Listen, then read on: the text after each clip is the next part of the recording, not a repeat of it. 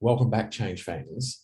Have you ever wondered about middle managers and the role that they play within change? It's one of the most important roles within delivering change to an organisation, to the frontline staff. But Mm, what I've always wondered is how can we support those middle managers? Because that's a heavy load, it's a heavy responsibility that we place on those folks. And I tell you what, my good friend Frischka here is going to be able to give us all the lowdown. So Frischka, can you tell us how can we help those middle managers? mm. I think we should move from hampering them to helping them for sure, because often they're described as the most resistant, the permafrost layer, etc.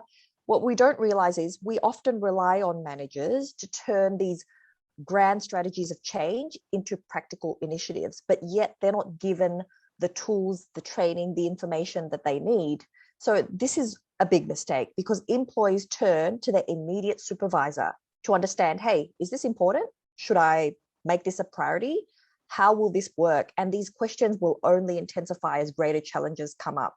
So my tips to support managers during change and helping them fulfill their role is one, avoid communicating to managers and employees at the same time. Managers often need time to assimilate information and think how to best communicate this within their teams, right? A few days is very, very helpful. But if that's impossible, then at least a few hours can help. Don't surprise managers with information.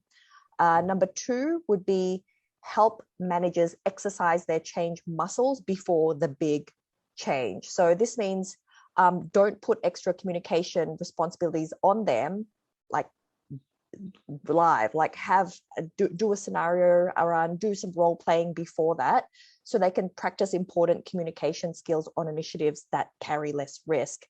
And lastly, make sure they are able to deliver with the right tone that you want to convey about your change, right? Like reading off bullet points on a cue card is not mission accomplished, job done. Like employees won't remember what the manager said, but they will remember how they said it.